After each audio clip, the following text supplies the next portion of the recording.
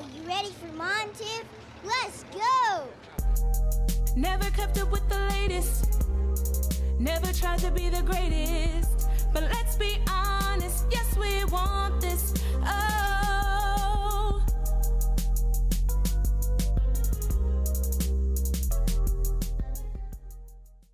Hey, everybody, I want to welcome you to another episode of our favorite Sings podcast.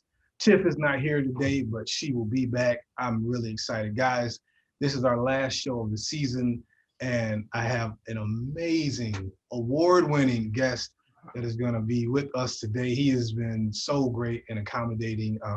At the end of this episode, he's been nice enough to let us use one of his songs, so please listen all the way to the end. You're going to hear a great song that he's done. He is a super talented jazz musician, Mr. Ron Jackson. How are you doing today, sir? Great. How are you? I'm great. I want to thank you for just taking the time out to come on. We were just talking before the show. I saw him doing a reel of Fly Me to the Moon by Frank Sinatra, and I was so impressed, and I reposted it on our page, and he gave us a like. So I said, you know, once somebody does that, I got to try to reach out. So he was great enough to come on. He is, guys, I mean, he's got accolades upon accolades. If you check him out on Spotify or iTunes Music, I counted 5 albums. He might even have more than that, but at least 5 you can check out on iTunes and Spotify. Please show some support there as well. And we're just going to chop it up with him real quick. You know, me as a musician, this is just great for me to be able to have somebody like this on. Oh, you're a musician. I didn't know that. Yeah, I do a little bit on the keys, but cool. Guitar is just, I'll tell you this, Ron, one of my resolutions is to really try to learn guitar next, for one of my resolutions. So glad to have you on. Right. Online. Yeah, right. That's true. We're going to get into that too. So let's just get into it very quickly. You're a great guitarist. And how did you get to start playing? Where'd you start? Well, I was living in Massachusetts as a kid, in this really small town, and a lot of people played rock and stuff. So I started playing rock. I was about 11. And also I was playing a lot of acoustic guitar stuff and saw a lot of rock concerts in the Boston area. And then I gravitated toward jazz. I saw like Miles Davis when I was a kid, and I saw Pat Metheny, and actually Pat Metheny was a warm-up band for Miles Davis. It's funny too, when I saw that band with Miles Davis, I really like, wow, that was an amazing band. It had Marcus Miller on bass. And all these great people. And I actually met Marcus about a year ago in a club here. I was just playing a little club in New York City, and he was in the audience just hanging out. And he came, we had a good talk, and I told him, I saw you when I was a kid, man. And he was like, well, I remember that, man. Wow. And that's when Miles was making his comeback, and he was really, really down to earth, really nice guy, Marcus. And so, then I went to Berkeley College of Music and studied jazz composition arranging. Yes. But I wasn't a guitar major. So Really? I really got my guitar playing, together after moving to New York and studying with a bunch of people over here, So, I was always a guitar player, but I decided to do jazz composition arranging, which maybe I shouldn't have done. Maybe I should go on to guitar, but it doesn't matter. So, I started getting that together. So, I compose, arrange, produce, play guitar, do anything. That's musical. So, let me ask you then real quick, your time at Berkeley, which is if you guys don't know, Berkeley is very prestigious, maybe the most prestigious music college in America. What did you think? Did you take anything from that experience, the years there? Oh yeah, a lot actually. I learned a lot about, writing music out, reading on the guitar. Like a lot of guitar players aren't very good readers. Yeah. Composition, I learned a lot. I have a lot of contacts, friends from Berkeley still, over the years. There's this guy that I used to be like, this guitarist I had an idol, that was one of my idols. He was like a really great funk guitar player. I was like, wow, man. And his name was Freddie Fox, and now he's married to Evelyn Champagne King. For example, that kind of guy. One of my friends plays with Earth, Wind and Fire. Really? Yeah. His name is Vadim Z. He plays guitar with Earth, Wind and Fire. So I made a lot of great contacts, and it was cool, and I still, and I'm still in contact with Berkeley. One of my friends is a guitar teacher there. Oh, okay. Nice. you know, etc. So yeah, it was good. You know, I mean, it was a shock for me going there as a kid because I was lived in a small town. So when I got there, there were a lot of great guitar players that that came from like all over the world, like from Japan. And you know, I got my butt kicked. You know, these guitarists from Japan would be like, "Hi-ya!" playing all this stuff, you know, killing it. I was like, oh god, and I couldn't read, so I had to really practice. I would practice 6, 7, 8 hours a day just to get it together, and I, you know, improve myself. Because you know, when you're at school, that's what you do. Yeah. You know, you just sit there. They had these practice rooms made out of glass. And you just go inside and sleep in those rooms. You know, like practice rooms and stuff. It was a good experience. You know. So, as a young musician, then who did you really kind of listen to kind of, you know, musicians? We always gleaning something from somebody and not maybe trying to mimic them, but just learning. Yeah, I mean, I listened to George Benson. Yeah. I listened to a lot of rock guys too, like Jimi Hendrix, Eddie Van Halen. I mean, there were all kinds of guys I listened to. I listened to all kinds of styles. You know, Wes Montgomery. Yeah. All those kind of guys. You know, I listen to all styles of music actually because I play a little bit of all styles. You know. Yeah. And what's really good is that I write for a guitar magazine called Acoustic Guitar Magazine. Actually, my the latest issue. This is not the latest issue, but this is this is a magazine I write for. So on the latest issue, I have an article about sweep picking, which is a technique. So I play acoustic guitar too a lot, and so I like a lot of those acoustic guitar players too, like Leo Kottke, and there's a bunch of cats. You know, on the cover of the magazine, on my latest article, it has a Ben Harper on the cover. You know.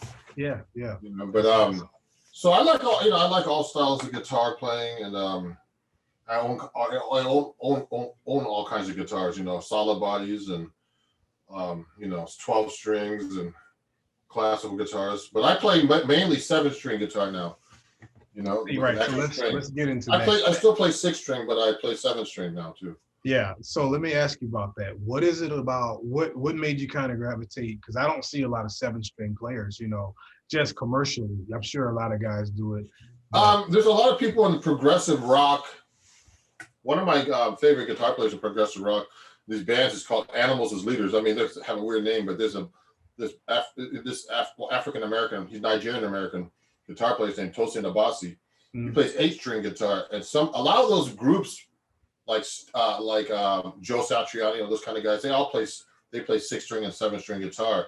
But in jazz, I was studying with a guy over here named Bucky Pizzarelli, who lived in New York, who played with like a lot. He played with everybody, you know. And he was an older guy. He just actually died this year. He died of coronavirus, actually. Oh wow. Yeah, he was 94. Him and his wife died. You know, I studied with him. He got me the 7-string guitar. So basically, it's just an extra string on the guitar at the bottom. You know, a low note. So it's a low A. It's standard tuning, like regular E, A, D, G, B, E tuning, and then a low bass string. So you can do walking bass on.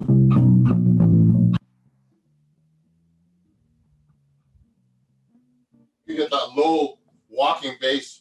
It's actually a bass string, so it sounds like I'm a bass player actually too, you know. So it's really great for like a solo guitar and all kinds of stuff, you know. That's interesting. Then, so do you feel like for jazz, especially, is it easier? Not easier, but is it kind of more versatile? I should say that. Well, yeah. I mean, my old guitar teacher used to tell me, my buddy who passed away, he said that he would call this the new guitar, because what's good about it, you can play really low registers, low notes, and you can play by yourself like a full band, you know, and you can play music that's written for piano that you can't really do on guitar, things like that. So it expands you a lot, you know. You don't need you don't even need like a bass player with this guitar. You just play the bass parts yourself. Wow. You know? Like that band I was talking about, called Animals as Leaders. They're like a progressive rock band, but it's basically 2 guitar players and a drummer. But the guitars have bass notes on them, so they're playing bass. They switch the bass up, you know. They're doing slapping stuff. It's crazy. Yeah. And, the drummer goes, like you can kind of play like with no bass player in the band. Yeah. It's a very versatile instrument, you know. So That's this is my amazing. jazz guitar, but I also have a solid body one, and I have 7-string guitars in a steel string, nylon, solid body, and jazz guitar. So it's kind of cool, you know. So I want to, just for like laymen, people like me that interested in guitar but don't really know. So what's the difference when you say a jazz guitar or a hard body? You know what I mean? Oh yeah. So I can show you real quick. So this is a big guitar that's hollowed out, and it has an arched top, so it's kind of like curved. Mm-hmm. A solid body looks like this. I have one right here. Let me show you real quick. This is made out of solid wood. Oh, okay. A big piece of wood. The other one had like a hole in it. Right. You know, if you look inside, there's a big hole. You see that little it's hollow inside. This is completely solid, you know. So this is wider. So that's what it looks like. I mean, so that's the difference. And you know, classical guitar is a hollow instrument, but it actually it has nylon strings. These guitars have steel strings. Okay, so this one, let me show you. This is a nylon string. I have something in the back of the guitar, but this is made out of it's the same kind of acoustic guitar, has a round sound hole. Mm-hmm. The strings are made out of plastic. So my other guitars had steel strings, you know. Okay. They have a different sound. So yeah, and then I have another one that's a steel string guitar, acoustic. Looks like this, but has steel strings. This is what classical guitars play, Brazilian guys and stuff like that. So I have all kinds of guitars, depending on the gig I'm doing or what I want to play. So it's they're cool, you know. So then, do you have a favorite of kind of one you like to play the most? No, I don't really have a favorite. It depends what I've never had a favorite guitarist or string or anything or guitar. It just depends what I'm going to be playing. Yeah. You know, because I like kind of like everything. You know, I'm not very biased. I want to ask you this because you just mentioned them earlier. Not too long ago, Eddie Van Halen passed away, and I know a lot of young people might be watching this, might not know that name, but just check out the band Van Halen and Eddie Van Halen. And I used to always hear guitarists say how innovative his sound was, where he could get sounds out of the guitar that nobody could ever really replicate. And I remember being young, like, what's he doing that's so different, you know? But can you kind of talk about what it is like to get sounds out of these guitars that are, you know, hard for other people to replicate? Yeah, so I mean, what was innovative about when I was a kid, I saw, you know, I mean, I actually saw Van Halen about 7 times when I was a kid. I was really into rock and, you know, all kinds of the rock lifestyle, drinking and whatever, and whatever. So, but what was, you know, when this sound came out, when his first album came out, he had this, he was like an offshoot of Jimi Hendrix, actually. He tuned his guitar down to a lower pitch, just by a half step, we call it, which is just a little bit lower than the normal tuning. And he started doing this thing called tapping, you know, and you know, it's like where you would hit the string and you use your other hand to usually use your pick with, and he would actually do these things like with tapping with his fingers on the fingerboard. And he was an innovator of that kind of stuff, and that's what made him so different. And you know, he was you know, what made him even more famous is when Quincy Jones used him on Michael Jackson's "Beat It" and crossed rock over to the you know, to the pop thing. And you know, if you read about that article, that's one of the most best-selling albums Michael Jackson ever had. Eddie Van Halen was a friend of Quincy Jones, and he was doing that as a favor, I heard. And he went in and did it for free. That's what and it only took him 30 minutes to do that. And then, you know, he was doing all those Michael Jackson videos, and he loved him. It was just funny. So he was really an interesting guy. I mean, unfortunately, he died of cancer. He said he used to take a guitar pick, a metal one. He died of throat cancer, and he put it in his mouth when he was playing between, you know, those tapping solos, and that's what gave him cancer, he thinks.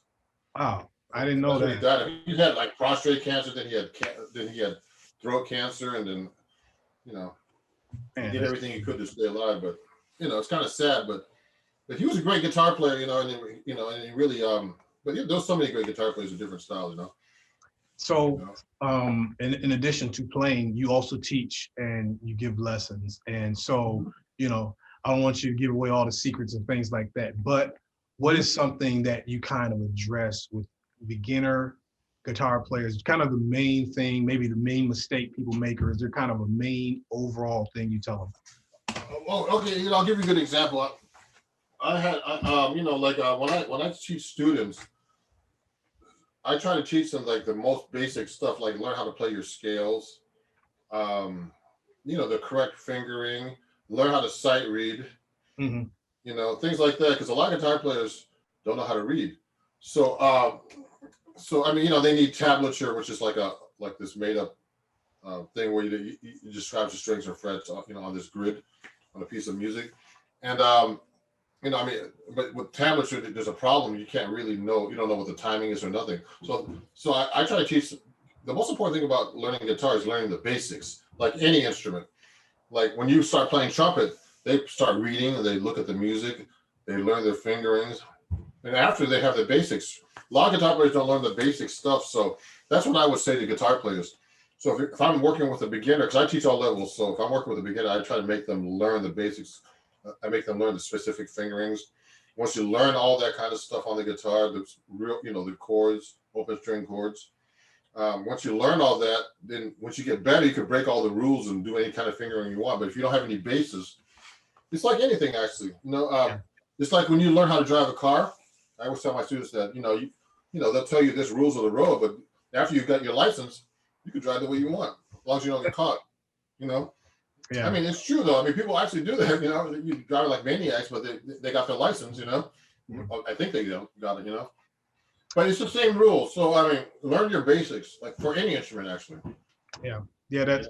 I mean, guys, hate to tell you, there's no tricks to this. You're hearing it from a professional. Learn the basics and build off of that. Well, what I tell too, there's no shortcuts either. Yeah. You have to practice. I mean, I get like, you found me on Instagram or you saw me on Instagram. People always have these strange comments. Like one guy, I was playing a really fast run and they said, did you speed that up? I was like, why did you speed that up? Why would you do that? I was like, what are you talking about? Speeding it up? I play fast, but I said, one thing I always say to everybody is you can't just sit there and just like look at videos all day. Like people, today that it's different, people look at YouTube videos, they go to TikTok. I do these 1 minute videos that are really popular on TikTok. Yeah. And they look at the video and this is their lesson. It's a free lesson too. I said to them, look, it's really important to practice. It's also really important to have a guitar teacher because you can only get so much from a video. And one of my students that I used to teach for a while here in New York, he was this little Hasidic kid in Brooklyn, and I used to go to his house and teach him, and he stopped taking lessons from me for like 6 months, and he came back to me recently and said, Ron, I was looking at YouTube videos, but I can only get so far with these YouTube videos, man, because you can't, when you look at a video, you can't judge how you actually play. Right. Yeah. You have to have someone say, look, you're not playing that right. You put your finger here or whatever, So it's really important to have a good teacher, and record yourself is another good thing to do. Because when you record yourself, the recording never lies, actually. No, it doesn't. No, I mean, you can hear everything. I mean, you hear all your mistakes. I'm really, really like, what's the word? I really like, I'm rough on myself when I'm recording. I'm like, man, I hate that. No, I'm gonna fix that. Really tough on myself. I'm a perfectionist. Technology is great, but like you said, there's still nothing like a good teacher to. Yeah. I mean, so a lot of people look at videos and they want, they don't believe what you're playing. I know some people are making stuff up. They're probably like, putting these videos down and putting a different track under them.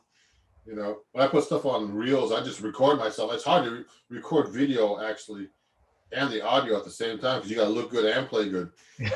So I have to really like rehearse and go up there and do that, because sometimes if I actually have to do something like that, like you can actually fix the audio if you want.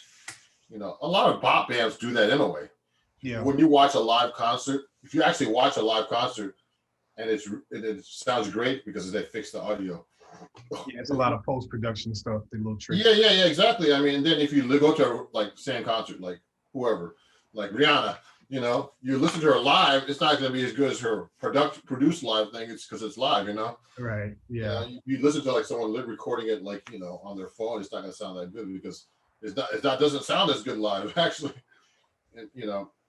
So I wanted to ask you as well, in terms of I've always personally been so impressed when it's just a jazz trio, where it's just the guy on bass, guy on drums, guy on guitar or piano, either one. And it's like how in sync they have to be, because I've just always been intimidated by jazz anyway. Cause I'm like, it's so, whoa. A lot of people are intimidated by jazz though, because it's hard to understand in the beginning.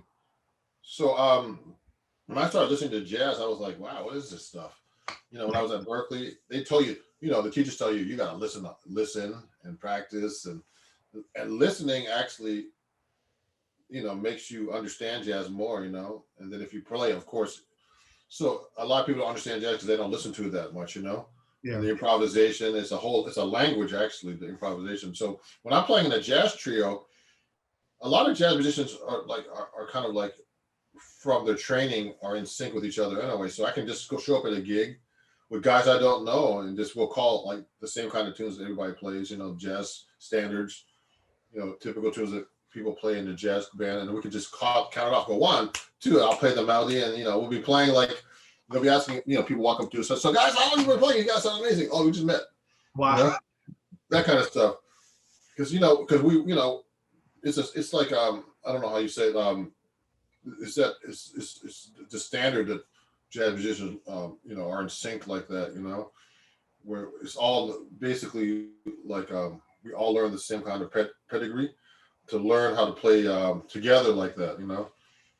And with sheet music and everything else, you know, if I don't know the song, they'll bring the music, and you know, most jazz musicians can read, so they'll put the music in front of you and say, oh, well, let's play this song. You know, it can be in front of like all these people and just read through the songs, you know, at a gig without rehearsing. So, but I always prefer to rehearse, of course, you know.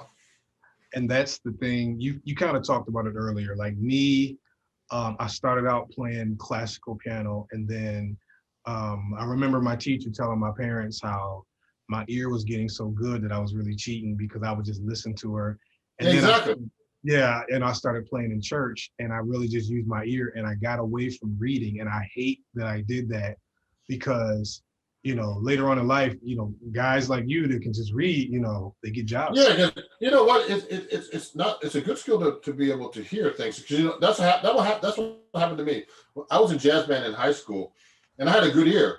You know, I learned everything off the records. You know, I mean, it's good to have both skills. So I was like in jazz band, and I came with the recording like all the jazz band parts. So I was learning by ear. I didn't learn how to read. That's what happened when I was in high school, because I had a good ear. I couldn't read. So when I got to Berkeley, they put a piece of music in front of me and said, play exactly what's written.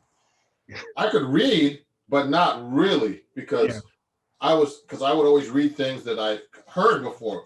The only way you can really judge yourself with reading and stuff like is by putting a piece of music that you've never seen and reading exactly what's written.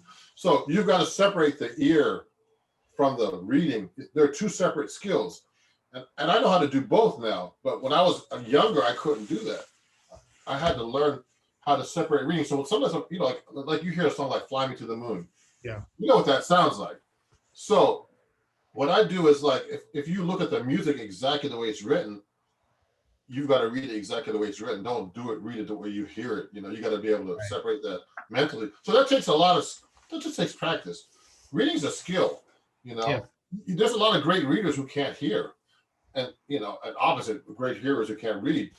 And to be able to do both is a great thing to do. So I mean, I know how to do both now, but I didn't know how to do that in the beginning. So it's just, you know, something you have to really be conscious of. So I have these books that, you know, that I got from Berkeley, where this guy wrote this book, you know, the guy who ran the Berkeley guitar department. And he has these books called The Modern Method for Guitar. They're all songs that develop your reading, but not all the songs are like original music. There's no song that you would know, because if you had a song, you would just be doing it by ear. So he did it on purpose. So you can really learn how to read. So, I mean, you know, so I play churches too, you know, actually, I do all kinds of stuff. And so when I'm doing, like, when I look at, it's funny, when I go to a church, there's a great church that's in Queens that I was auditioning for about maybe 7-8 years ago. They were, they were looking for a guitar player, or a bass player, and so the music minister sent me the like a tape or whatever it was, or the MP3, and he said, learn these songs, and now he knew how to write them out, but he told me, if I want the gig, you're gonna have to get the tape and just learn the songs. So, I'm always busy doing other stuff. So I would just learn. I would actually spend 3 or 4 hours and write it all out. I know how to write everything out by ear, and then write it out, like the notation. I would go to the audition. They were paying me to audition. They paid very good money. The guitar player played with Alicia Keys in that church, So he was on the road with her sometimes, and he was going to another church. So they were trying to find another guy. They eventually got a bass player, but they were paying me to audition for 2 weeks. So I would show up at the church with the music, and these guys would be looking at me really funny, like, you reading that? Because they didn't know how to read, and they were like kind of vibing me, like, you're reading all that? I'm like, because I'm busy, man. I can't remember all this stuff, So I would read it and play the gig, and stuff, and then after a while, after like a few weeks, if I was doing it for a few weeks, I would memorize it, of course. So, but so I learned how to write out this stuff too. That's called transcription. I know how to transcribe solos, saxophone solos, guitar solos, write them all out. And I use music programs like Sibelius to notate. When I write for a magazine like this, there's notation. Like you see the notation here, with the tab. So I know how to do both. Write out the notation, exact timing, and all that. That's just a skill you learn. It doesn't make you a good musician. Because I know classical musicians who can read anything. They don't know how to play any songs. They don't know how to play tunes. They don't know anything. I played on Broadway too a lot too, and on Broadway it's all reading and following conductor. I mean, it's more than reading. Of course, you got to be able to play. But a lot of the guys the guitar players I would sub for or play for, I would take over the show for a night. They would come to my gig and they say, "Man, you're a real musician. You know songs and you can improvise. You can play solos. And I know." So they were good at playing their parts, but they didn't know how to play unless it was rehearsed, at a gig. I could just go to a gig and show up and play too. So right. They're good skills to learn, And I'm always into learning different, different styles and situations, So that's real quick for anybody listening to this right now. So when we're saying reading, again, it's okay, put it like this. Let's say, how an actor memorizes their lines, but let's say you went to the place and they said you could just read the lines. It would be easy to read the lines. So what Ron can do and some guys can do, it's just they can just read it, and it's easy for them. And it's not easy to learn, but it's easy once they learn it. And so that's what we're saying. We're saying reading music is when they take the sheet music and they can just, without having to memorize it, which makes it exactly so much. It's just like learning. It's like learning English. I mean, there are people who are illiterate. So you put a letter, you put this letter, acoustic, and you say, what letter is that? They won't know what it is. Right. So that means it's the same thing with music. Actually, it's exactly the same concept. So a lot of my students are I'll tell them that's an A letter. So there's an A note. So I'll say, what note is that? They'll say, I don't remember. So that's what's going to happen. If you don't remember that note, you're not going to be able to read it. So you have to memorize. Music is also memorization. So when I put a piece of music in front of me, I know that note because I know that the second space on the staff is an A, and I know where it is on the guitar neck. So you have to memorize it. Otherwise, you're never going to learn it. It's the same thing with languages. You could talk, but I speak French too. So I lived in France for a couple of years in Paris. I can speak French, but I'm not as good as reading it because reading is a whole different story. Right. So there are people who are illiterate. Unfortunately, in the United States, who can't read, but they can speak. They can speak. It's the same thing. Yep. It's the same. It's exactly the same concept, actually. That's just a skill to read. People are better writers than others. Writing is an art too. So that's how I compare everything like that. It's just another skill. So I want to ask you though too. Then you just kind of hinted it right there. In terms of improvisation now, to where because I don't want to just say in jazz, in a lot of different genres of music, there is a structure, but then there's times where guys can. So what is it like for you if you're putting together a project or you're gonna do a gig on that? You want the structure, but how much do you still leave for improvisation? And let me just kind of do this, and do what I want to do for a little bit. Well, in jazz, most of the song is improvisation. So usually when you do a jazz song, like when you put my song Anytime up, I play the melody through, Brian McKnight's Anytime, and I made it to a jazz, like swing style song on this album. And then after that, I start taking a solo. So most of the song is actually the solo, and in jazz, it's always like that. They play the melody usually, and in between, they play a solo, and they might throw like a written melody in between, then they'll take the melody out, Yeah. So it's like most of the song is improvisation. So jazz really, of course, the melody is important. It's actually the most important thing out of any song because people know what the melody sounds like. But the second most important thing, the most important thing about jazz is jazz improvisation, which is a language you have to learn. It's a skill where you take scales, melodic lines, and and you develop a language with it actually. And people who are more innovative actually start developing their own language. And I can tell when someone's going to play jazz. Like I can tell when someone's playing rock, they'll play more like they'll like do. Let's say I'm playing a song like this. They'll go. They'll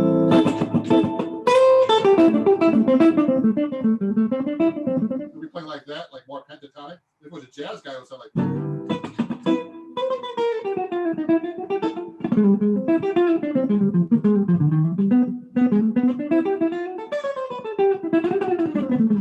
They'll be playing more fancy stuff.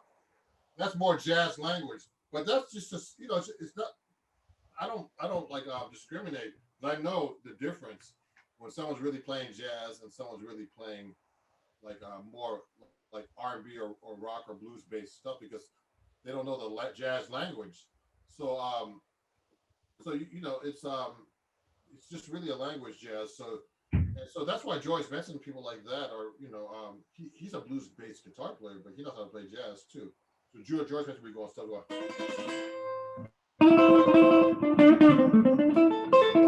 He'll be doing stuff like that, but then he'll go. He'll be doing all the fancy jazz stuff in between. So I think jazz comes from the blues. So he's a great offshoot of that, So it's kind of developed, and then people start making it more fancy harmonically. So it really, it kind of all comes together. Yeah, so basically jazz is a language. Most of the time when you're playing a jazz song, you play a melody, and then you improvise, and then you develop your own language. And to learn that language, you have to listen to other jazz musicians play solos, like if saxophone players, John Coltrane, Miles Davis, everybody. You learn their solos, and you'll see how they play over certain chords and phrases, and then you develop that language, and it becomes so natural. Like I don't even think about it anymore. I'll start improvising through chords, without even thinking about it, with jazz language. But it's just it takes a lot of practice and time, Yeah. To learn it. So it's just a skill, like any language, like I'm not as good at blues like a blues guy would be, They'll be going, they'll be really into the blues, bending those strings. Jazz guys, I think, when they switch over to like something that's not jazz, they're not as good at that because that's not their thing, So I mean, hey, that sounds pretty good to me. Oh yeah. But what I'm trying to say is, it's like there's guys. I think people think that jazz musicians can play jazz, that they're more versatile. I don't think that's true. Actually, you'd be surprised. Like if you put a jazz guy in a certain situation, they won't be able to do it because they're not used to doing it that way. Yeah. It's like putting a church musician in a jazz band or whatever. You know what I mean? But there's some guys who are good at crossing over too. So there's always some guys like there's some acoustic guy that some organ player, I forget. I always see him at the NAMM show. There's like great guys who could like cross over and play. Oh, Corey? Yeah. What's his Corey name? Henry. Is it Corey Henry? Yeah. Yeah, that guy. Yeah, really. I mean, so you can cross over and be versatile too. So but I mean that Eddie Van Halen, I could put him on a jazz gig. I don't think. You know what I mean? You know what I mean? Because that's not what he does. But I respect what he does, and he's great at what he does. And that the most important thing I think with any musician is to be yourself. If you can, have your own style and develop that and just be yourself. Because that's what makes everybody unique. Wow. Well, guys, I could stay talking to Ron all day because I love getting to just hear the nuances of of what he does. It's just amazing. He just gave us a little ear candy, played us. I mean, you got to listen to his stuff. He's got plenty of stuff out there. We were talking earlier about how social media has helped you. Ron, can you let people know where they can find you on social media platforms? Oh yeah. So on Facebook, Instagram, Twitter, YouTube, and all those platforms. Okay, it's under Ron Jackson Music. All the same word. You can follow me on all those platforms, and TikTok too. It's all under Ron Jackson Music. My social media specialist helped me consolidate one name. Yeah, that's good. Yeah. So I'm starting to get a lot of people following me. They know all the same name. So I got verified on Facebook, which is really great now, as an artist. And so everywhere it's Ron Jackson Music. And if you don't find that, just look under Ron Jackson Jazz Guitar. Yeah. For like Spotify or any of that kind of stuff under Ron Jackson. But it's Ron Jackson Music on all those platforms. And please follow me, and yes. Support musicians these days, everybody, because we can't perform, online, buy our music, listen to our music. If you're interested in guitar lessons, please let me know. Or I also do online Zoom concerts, etc. Yes, all of that. Especially in these times, we still want to. And hopefully, I'll meet you when I go to Las Vegas again. I want to go back out there. Yeah, yes, please do. Let me know when you come through. But you guys support our artists as well. In these times, we just can't all be together. So a lot of people are still trying to find ways to be successful. Like I told you before at the start, Ron has 5 at least albums that you. I have 8, but 3 of them are out of print. I'm going to be releasing. I'm having a talk with my manager and my and my publicist next week about releasing the record. But we're going to release it at the end of next year. Next month, but. Like maybe in the fall or even like January. January is a good time to release a record. Because there's not much going on, and I'm going to be promoting it on the radio. So my last album was a Jazz Week in 2019. That came out in 2019. Was on the Jazz Week Top 100 record. Played records in the country. Wow. The one that it's called Standards and Other Songs. My last record. The one that you're going to play a cut from, I think. Yeah. At the end. Yeah, so it's a good time to release a record. And right now, my publicist said it's not a good time to release a record. Right now. No one has money. No one's going out. No one's going to go see music, so unfortunately, If you guys, like I said, if you have Apple Music, it's already out there. If you got Spotify, you can already check them out. Give a couple of listens. We're going to play after this. It's Anytime. It's his rendition of Brian McKnight's that great classic song. Please check it out. Ron, I want to thank you for the time, man. I've enjoyed this so much. Thank you. I'm gonna put your podcast on my social media once you get it out. And I'll let you know when it drops too. So thank you so much for that. And guys, give him a like, give him a follow as well, because he's a really great guy. He was so nice.